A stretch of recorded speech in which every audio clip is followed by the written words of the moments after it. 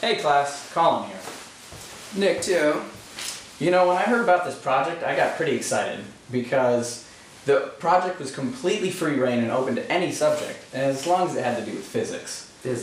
But I bet a lot of you were thinking, I don't even know where to start. That sounds daunting. But where do we get the phrase, that sounds? I mean, someone speaking to us, and technically yes, that is a sound, but wouldn't a daunting sound more accurately be a scream or daunting music?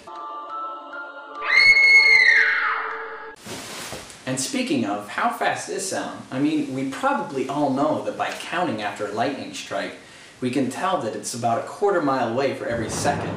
But how fast is that really? How? Well, according to gsu.edu, at 18 degrees Celsius, sound moves about 342.4 meters per second, or 767 miles an hour. Hey, but that's pretty fast. So when I'm talking in front of the camera, sound is pretty instantaneous, but what if I were farther away? Right now, I'm standing about 30.5 meters away, and it's about 47 degrees Fahrenheit, which means you're actually hearing me about 0.085 seconds now. That didn't really change how long it took the sound to get there, because I wasn't all that far away. But what about jets and planes overhead? I got the answer. You know, every time we look up, we see a plane. And it's not quite where we thought it was, you know. It's usually in front of its own sound, because it's so far above us that the sound lags. So take, for example, a commercial flight flying at roughly, 30,000 feet. You know, it takes about 26 seconds to reach us, way down there. Trust me, I'm smart. I wear glasses. Hey Nick, is that why planes change sound when they move overhead? Actually, it's because of the Doppler effect. You know, an object making a sound, this one here, sound waves radiate out. An example of that would be, if you slap your hand in a pool, it makes waves. These waves are frequencies, person here is hearing the frequencies, sound waves. What happens when sound is moving? We call that subsonic, moving slower than the speed of sound. Take, for example, the one on the right here.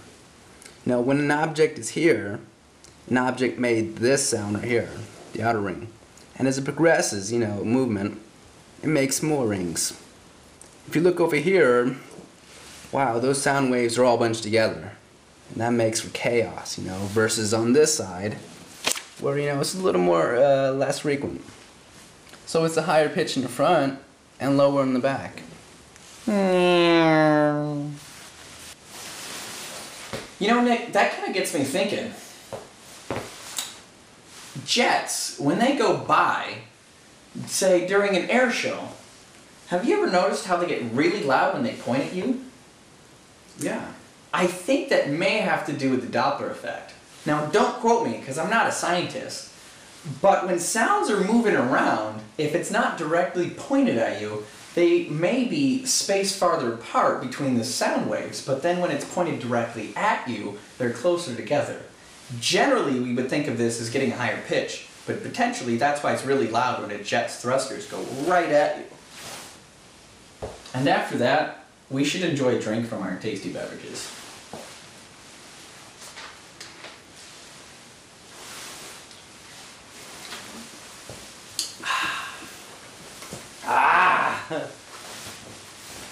Science.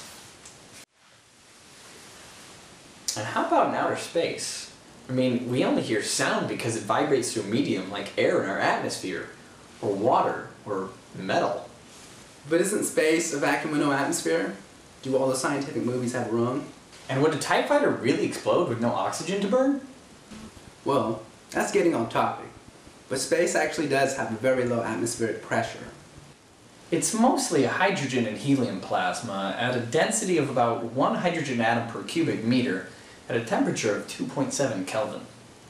So we can basically say, yes, space is a vacuum, and therefore sound cannot propagate.